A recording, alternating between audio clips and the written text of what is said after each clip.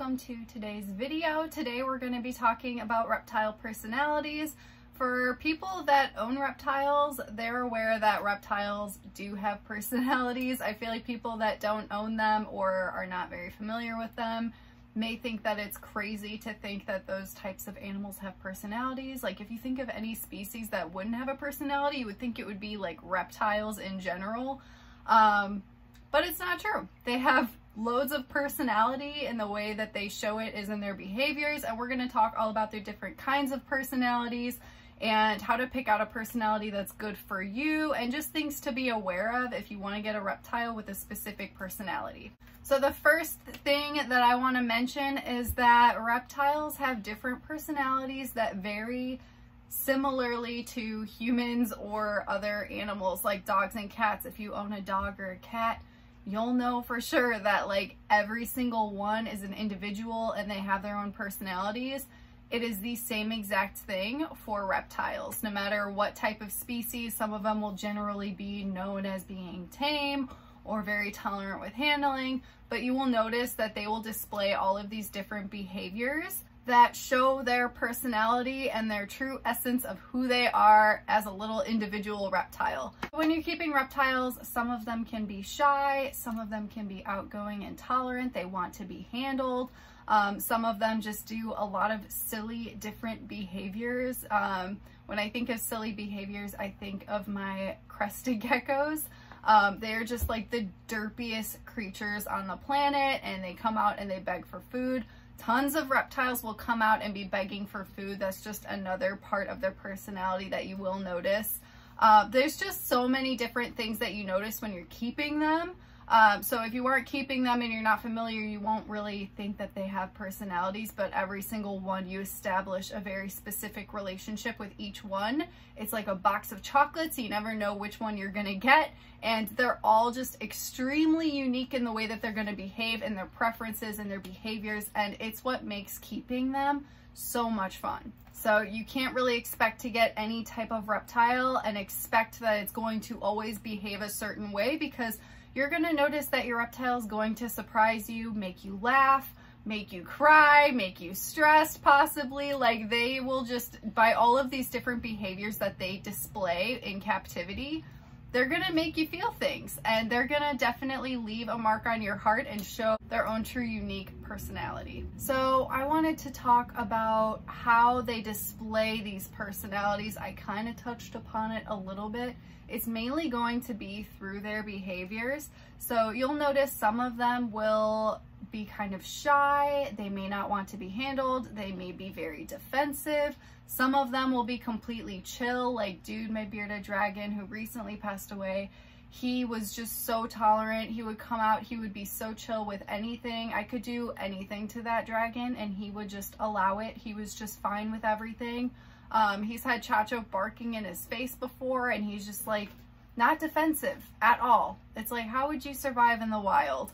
But they just have this charm to them. All different reptiles, even if they're feisty and defensive and they aren't as trusting, it's just their personality, and it can change, it can develop, you can build trust. So it's not always a set in stone thing when it comes to a personality. They can develop over time and make changes, just like a cat or a dog or a person, and that's what makes working with them fun and rewarding, because it is work, especially if you're trying to establish a certain trusting relationship. But other than that, they're going to be displaying all of these crazy behaviors that are going to be normal for their species, or maybe not so much normal for their species, and it just makes it so much fun to keep them. One thing that I've been noticing a lot with my ball python, Chaos, he normally doesn't come out too much. I will see him every now and then coming out at nighttime. He has been wedging himself in between his substrate shield and door with his chunky body. And it's just like you walk in the reptile room, it's just something you're not expecting, and then it just brings a smile to your face. They're just always up to something. It's like, what are you doing? I can't tell you how many times I walk in my reptile room and I see my animals just doing an odd behavior, and I'm like, what are you doing? It's constant. These guys are always up to something. They have brains, they're thinking, they're doing things, and it is just going to be very entertaining for you to witness when keeping them, and you're going to notice that all of these different things bring out their personalities. Number 3 is that species assumptions are not a guarantee. That's a lot of words, and you may be like, what did you even just say? So when you are looking into keeping specific kinds of reptiles, you're going to see care guides. You're going to see the type of enclosure that they need, the heat, the humidity, all of that. You probably will also read about a little bit about their behavior, which will give you a little indication of what their personality could be like, generally speaking. So, again, bearded dragons, they're a perfect example. Bearded dragons are typically known to be extremely tolerant and good with handling, so it is a really good reptile to get if you want something that you can hold all the time. Whereas a lot of arboreal geckos maybe aren't as handleable. They're very jumpy, they're very fast. So these are very important things to pay attention to when it comes to behavior if you're looking for a specific type of animal and a specific type of relationship. So let's say you're looking for a bearded dragon and you want a bearded dragon because you want to be able to hold it. The thing is, when it comes to personalities, generally speaking, they are tolerant, but that is not a guarantee. There are a lot of times that you may get a bearded dragon that's very shy, that is very defensive. It may just not trust you yet. It takes time to build trust. And so you can't just get a guaranteed relationship because you look at care guides and you're like, oh, well, this person has a good relationship with their bearded dragon and they're known to be really good with handling. So if I get this bearded dragon, that's going to happen. It's not a guarantee. It does depend on the animal. They all have their own tolerances, preferences, and behaviors. So you may get one that will involve a little bit more time and work to maybe get a trust level with that you can work with and handle over time. But it's something to be aware of because a lot of people think like, oh, they're all going to be like this. If this one is like this, they're all going to be like this. And that is absolutely not how it works. Generally speaking, an animal like a chameleon, they're typically not handleable.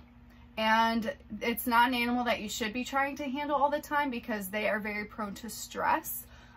So people may see me like posting pictures with my chameleons and then they think, I want that type of relationship. The thing is, it takes a lot of work. Some of them are more tolerant, like Baloo, who just let me handle him like from day one and he's been fine with it. But then I have like a Jurassic case where he just came out for the first time. By the way, it was amazing. He came out on his own, just wanted to come out, and I was amazed. I've had him for almost a year. It'll be a year this spring. So it takes a lot of time to build trust, and it's not always a guarantee. Like, even if you are trying so hard and hand feeding and doing this for years, it's not a guarantee that your animal is going to want to be handled. So they all just have their own personalities. That's why it's so important to be aware of it and to be able to just not have your expectations so high to get a specific relationship from a specific animal, because they're all going to be different. Number 4 is that personalities and behaviors can change. So as I mentioned, you can build trust over time if you have a very defensive, feisty snake that's snipping at you all the time. If you work with them and establish a routine for feeding and handling, and they can learn when it's feeding time, when it's handling time, they can become more tolerant over time to handling and bite you less.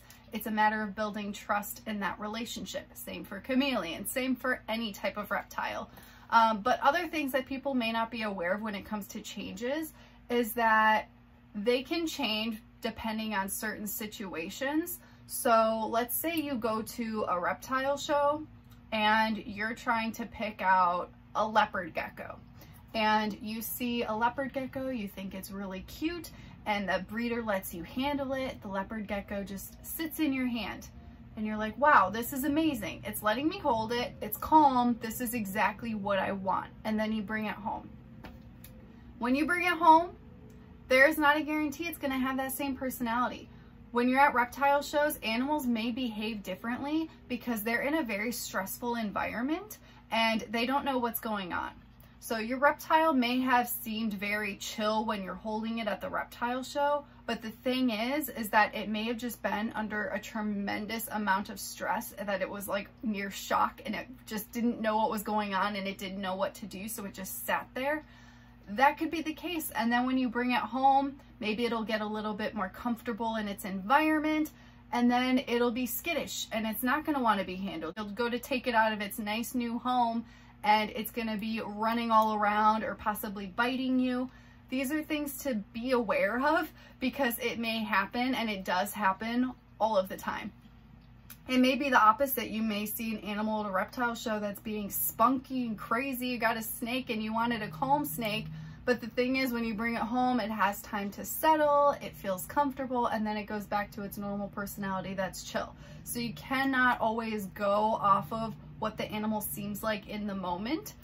Because there may be other moments that will change, other factors going into it that'll change their behaviors and their personality. So it's just something to think about and be aware of before you're getting an animal, because some people just really have high expectations for what they want out of an animal, and they will try really hard to pick out the perfect one, and then they'll notice these little changes and it'll just be a major setback for them.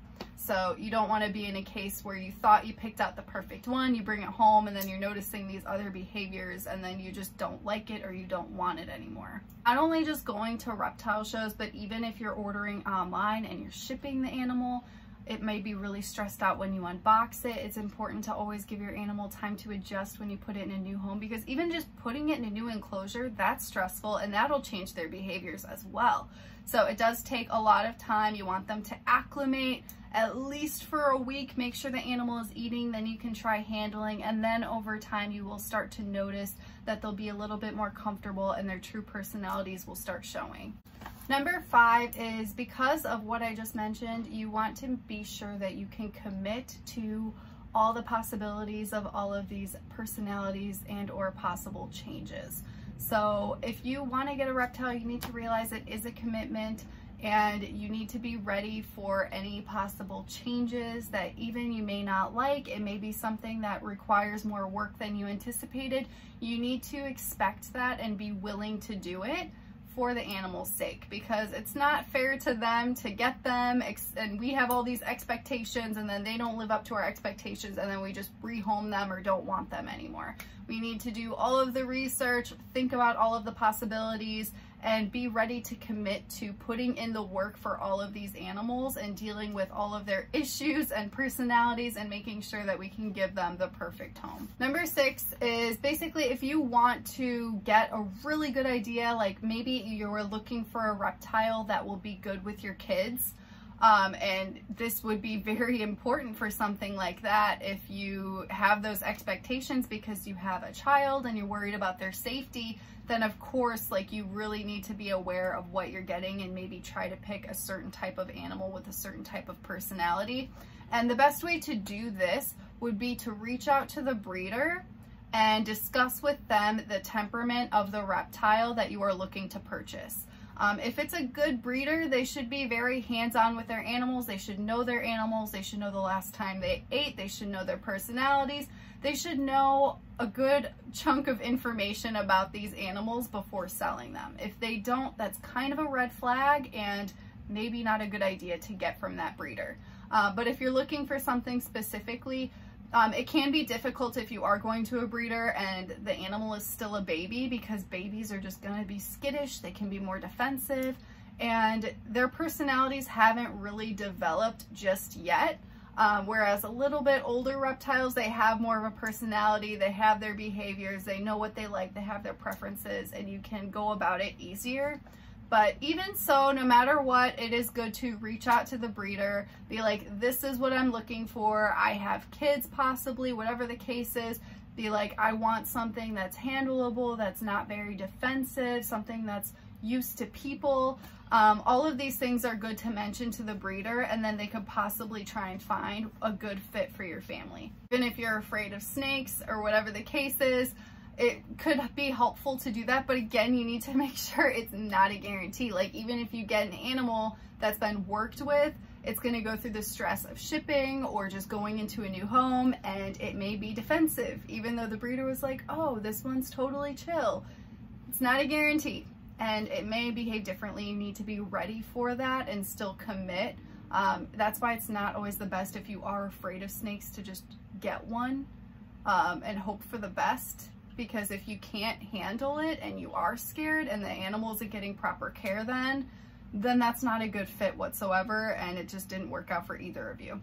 My chameleons came from Fram's cams, which I highly recommend if you guys want a chameleon. They do require a ton of research. I have tons of videos on them, but if you are ready for the commitment, Fram's cams, something that I love about them is they're extremely hands-on and they work with their animals. So that's why when I got Baloo, he was just chill.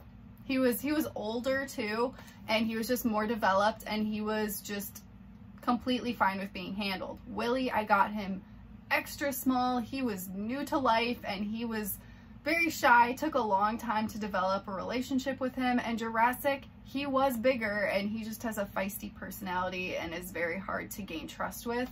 But that's how it goes. Every single one is going to be so different, and that's how it shows. Like, they're all panther chameleons, but they each have very specific different personalities. So it's just very important to realize that, and most people just don't. They think it's just a chameleon. They're all going to be the same. They all do the same things. They don't. I promise you they don't. Number 7 is to just sit back and enjoy all of their personalities, because owning these animals and seeing all of their personalities and establishing unique relationships with each one is what makes keeping reptiles so rewarding. It's what I feel like it's the one thing that makes people come back and want more, and it's why their collection just grows and grows and grows.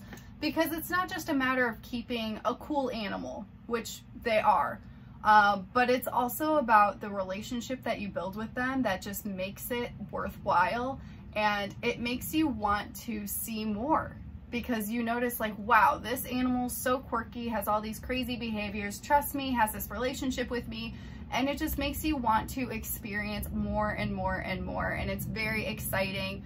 No two are the same. They're very unique animals in general. They just have all these behaviors that are so unique to us as human beings that it's just very appealing, and it makes us want to see more. So I completely understand why people that keep reptiles, they normally just don't have one or two. Like, they keep going back for more, and the reason for that is a lot of the time their personalities, because that's what really wins us over. So I hope that this video was helpful and gave some awareness to how reptiles actually do have personalities.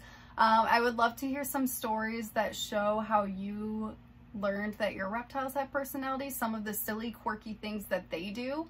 I would love to see that in the comments, but I hope that this was helpful, and I will see you guys in the next one.